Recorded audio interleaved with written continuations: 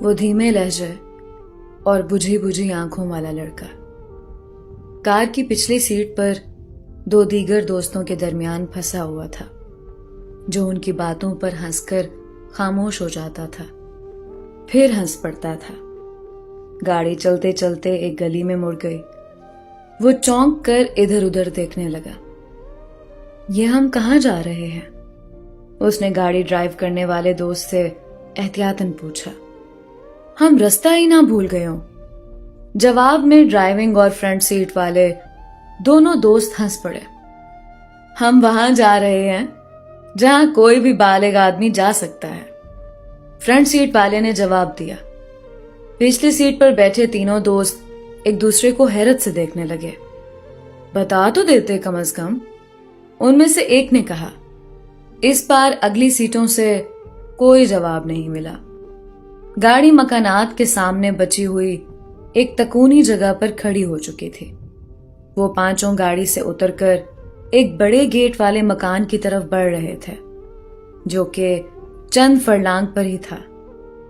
اندر داخل ہونے پر 15-20 لڑکیاں اور کچھ مرد نظر آئے، جو شاید وہاں کے گاہک تھے، جس کے ساتھ چاہو جا سکتے ہو۔ ڈرائیونگ سیٹ والے نے لڑکیوں کی طرف اشارہ کرتے ہوئے باقیوں کو سمجھایا۔ وہ بجھی ہوئی آنکھوں والا لڑکیوں کے چہرے پڑھنے لگا۔ ہاں، یہ صحیح ہے۔ اس نے ایک انتہائی نوخیز لڑکی کی طرف اشارہ کیا، جس کی عمر بامشکل 16 سے 17 سال ہی ہوگی، مگر حیرت انگیز طور پر اس کے چہرے پر وہ رمق نہیں تھی جو اس کی عمر کی کسی بھی لڑکی کے چہرے پر ہونی چاہیے۔ لڑکی اس سے پہلے ہی کمرے میں داخل ہو گئی، جبکہ وہ لڑکی کے بعد کمرے میں داخل ہوا، مگر دروازہ بند کیے بغیر بیڈ کے بجائے فرش پر رکھے ہوئے ایک تکیے پر اس نے خود کو ایسے پھینکا جیسے وہ صدیوں کی تھکن سے چور ہو۔ اوپر بیڈ پر بیٹھ جائیں، لڑکی نے دروازے کو کنڈی لگاتے ہوئے کہا۔ وہ مسلسل اسے حیرت سے دیکھ رہی تھی، کیونکہ اس نے پچھلے 8 ماہ کے تجربے میں ایسا کوئی شخص نہیں دیکھا تھا جو کنڈی لگائے بغیر بیٹھ گیا ہو، یا جس نے آتے ہی اس کے ساتھ دست درازی شروع نہ کی ہو۔ نہیں، میں یہیں ٹھیک ہوں، اس نے جواب دیا۔ وہ جتنا سنجیدہ نظر آتا تھا، اسے کہیں زیادہ ذہین، شوخ اور چیزوں کو تیزی سے سمجھ لینے والا بھی تھا۔ اس نے جیب میں ہاتھ ڈال کر 8-10 دانے بادام کے نکالے، ایک دانہ توڑ کر منہ میں ڈالا اور باقی نیچے رکھتے ہوئے لڑکی سے کہا، آؤ تم بھی کھاؤ۔ نہیں، میں نہیں کھاتی۔ لڑکی نے مروتاً کھانے سے انکار کیا۔ وہ اسے حیرت سے دیکھتے ہوئے سوچ رہی تھی کہ اس آدمی سے کیا کہے اور کیا نہ کہے۔ شاید وہ پاگل تھا، یا پھر شاید وہ کسی جسمانی نقص کا شکار تھا جس سے اس میں کوئی دلچسپی نہیں تھی، مگر اس کی مردانہ وجاہت گواہی دے رہی تھی کہ وہ کسی جنسی نقص کا شکار نہیں ہے۔ آؤ کھاؤ، ویسے بھی زیادہ ہیں۔ اس نے ہلکا سا مسکراتے ہوئے اسے دوبارہ بادام کھانے کی دعوت دی۔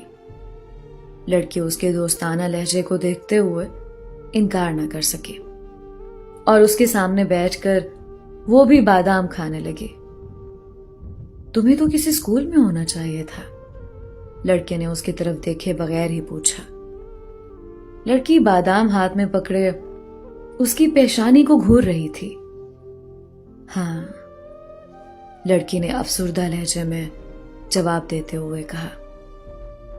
تم یہاں کیوں ہو؟ اس نے معصومانہ انداز میں لڑکی سے پوچھا، جس کی آنکھوں میں آنسو تیرنے لگے تھے۔ وہ بلک بلک کر رونے لگی۔ اس سے کوئی جواب نہیں بن پڑ رہا تھا۔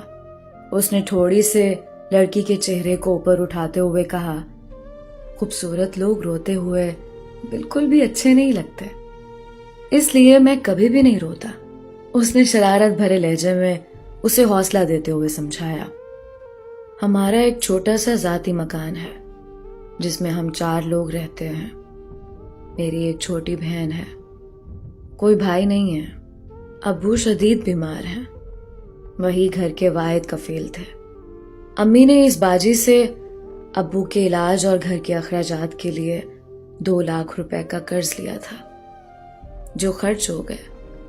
اب امی لوگوں کے گھروں میں کام کرتی ہیں اور میں قرض کے بدلے یہاں ہوں. 8 ماہ میں بامشکل 40,000 روپے ہی اترے ہیں. اب کی بار لڑکی کی روتے روتے سسکیاں بند گئی تھیں. اس نے ایک بار پھر جیب میں ہاتھ ڈالا. اس بار چیک بک نکال کر اس پر 3 لاکھ کی رقم درج کی اور سائن کر کے لڑکی کے ہاتھ میں تھما دیا. یہ 3 لاکھ کا چیک ہے. اسے کیش کروا کر قرض اتار دینا اور گھر چلی جانا. باقی ماندہ پیسے گھر کے اخراجات میں استعمال کرنا. ہو سکے تو کسی پرائیویٹ کمپنی میں کوئی چھوٹی موٹی ہاتھ کی محنت کر کے ماں کا ہاتھ بٹانا. لڑکی اسے حیرت اور خوشی سے دیکھ رہی تھی جیسے وہ کوئی حسین خواب دیکھ رہی ہو. اس نے جوتے پہنے، لڑکی کے سر کو شفقت بھرا بوسہ دیا اور بجلی کی سی رفتار سے کنڈی کھول کر باہر نکل گیا. باہر نکلتے ہی اس نے گھر فون کیا جہاں اس کی 15 سالہ اکلوتی بہن بلڈ کینسر سے مرگوزیست کی جنگ لڑ رہی تھی.